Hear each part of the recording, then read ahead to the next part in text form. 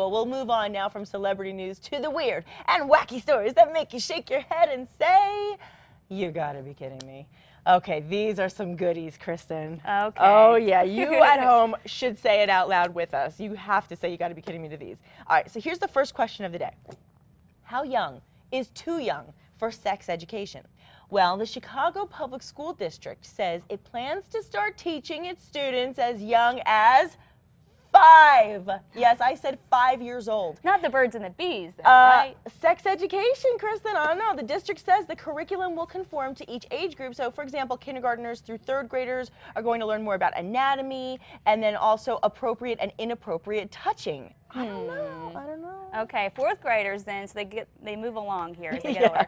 4th graders will focus on puberty and HIV/AIDS, and in 5th grade, teachers will lead discussions about reproduction, contraception, and abstinence. Okay, there's your birds and the bees. I guess you wait until 5th grade to get to that part. Pretty young. But still, yeah, it is getting started at a very early age.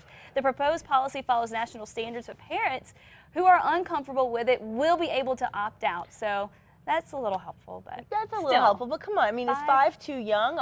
Some doctors say it's about time because the pregnancy rate among 13 and 14-year-olds is on the rise. That's so you got to be kidding me to me. That's a you got to be kidding me. I'll be honest with you. When I was 13, I was so embarrassed. My mom wanted me to get a bra, and I was like a nervous wreck. I was like, oh my God, I don't want to talk about this. So, you know, it's just everybody, you know, advances at different ages. But come on, 5 years old, you got to be kidding me. That's pretty wacky.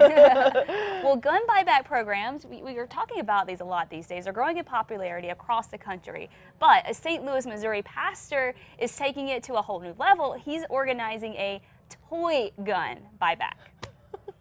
Okay, he says... There they are. He says that these playthings promote a culture of violence, and he wants to change the mindset of how kids engage with each other. So this is definitely, you gotta be kidding me. I mean, this is one of those things you're like, really? I don't know, a toy gun buyback is just getting a little too far.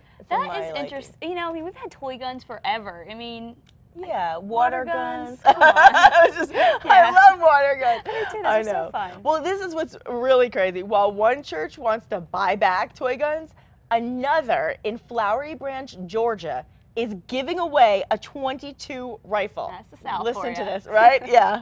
The pastor says some guys don't think church is for them, but believes that a gun giveaway is enough to get them to at least walk through the door.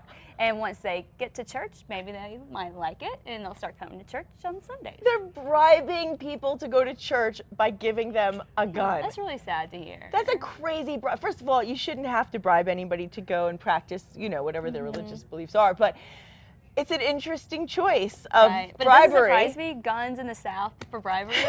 I guess it goes hand in hand in Georgia. Well, here's another Georgia thing for you. A Georgia lawmaker says if you can't drive the speed limit, get out of the way. Hallelujah.